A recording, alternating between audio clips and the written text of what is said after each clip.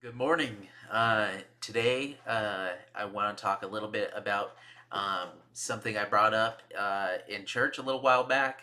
And I want to talk about the passage where Jacob is wrestling with God just briefly, because what I want to mention today is hidden blessings or blessings we don't really understand at the time. Maybe we look back on it later and we realize, oh, well, that was a blessing. That kind of like the blessings in disguise type thing. Because these do happen. We don't always realize that what is going on in our life can be a blessing until we look back on it later. Um, so I want to go ahead and read Genesis 32, verses 22 through 32 again. And I just want to focus on the blessing part of this today. Uh, it says, and he rose. This is Jacob, and he rose up at night and took his two wives and his two women servants and his 11 sons and passed over the ford Jabbok. And he took them and sent them over the brook and sent them over that he had. And Jacob was left alone, and there wrestled a man with him until the breaking of the day. And when he saw that he prevailed not against him, he touched the hollow of his thigh, and the hollow of Jacob's thigh was out of joint, as he wrestled with him. And he said, Let me go, for the day breaketh. And he said, I will not let thee go, except thou bless me. Uh, it's important to remember uh, the person that he is wrestling with, Jesus, uh, says, Let me go. And Jacob is the one saying, I won't let you go except if you bless me. So Jacob is the one asking for a blessing there. And he said unto him, What is thy name? And he said, Jacob. And he said, Thy name shall be called no more Jacob, but Israel, for as a prince thou hast power with God and with men, and hast prevailed. And Jacob asked him and said, Tell me, I pray thee, thy name. And he said, Wherefore is it that thou dost ask for my name? And he blessed him there. Uh, so what we see is Jacob is wrestling with this guy. Jesus touches Jacob's thigh. It goes out of joint. Jacob keeps wrestling in that state and demands a blessing and actually gets a blessing. There's no further information about what this blessing is, except that Jacob continued to halt on his thigh, which means he walked with a limp afterwards. Um, and it is the children of Israel don't eat the sinew of the thigh because of that. Um, so this story is remembered literally because Jacob's thigh was out of joint. Um, so the reason why I bring this up is because, well, that changed who Jacob was in that instance, and it doesn't. We don't have further, after it says that God bless him, but which leads me to think that that this whole situation was the blessing. Uh, that God was using this experience to bless Jacob. Um, and that's kind of evident in Jacob's life after this point, that he's kind of a changed person. um, and even because God renames him.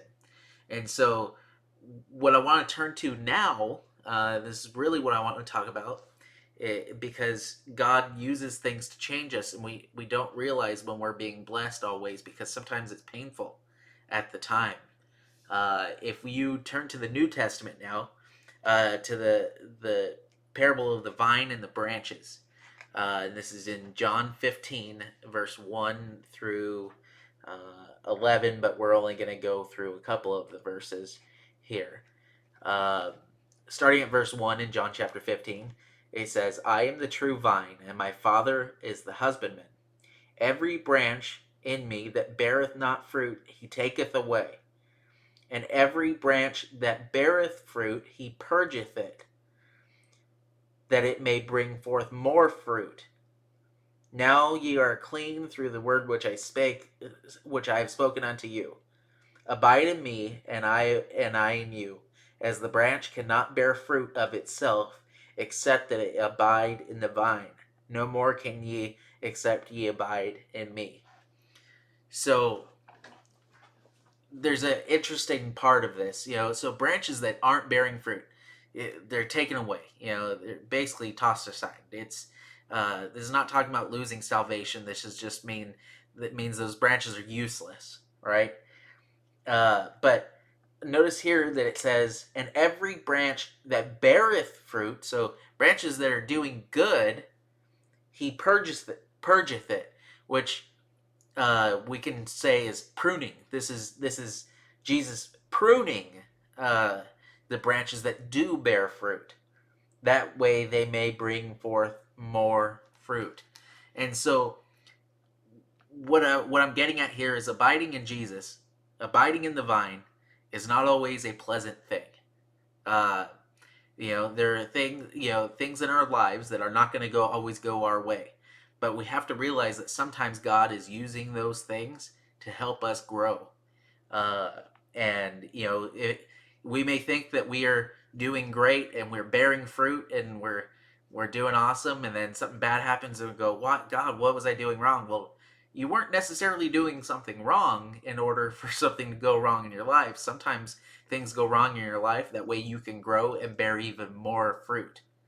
So sometimes God is using those things, taking away some of the dead stuff off, and God is using that stuff to improve on you. See, we're never completely done growing. As long as we're here on earth, we're still growing. So we still, need that husbandman to kind of shape us and help us grow the right way, and that way we can bear the most fruit possible. And sometimes that's not always a pleasant experience, but we can look back on it later and go, "Wow, God, you were really helping me grow in that situation." Sometimes I think about even stuff in my past where I didn't like it, but if I think about it now, I wouldn't change anything, because part of who I am today is because of those things, because of those experiences that I've had.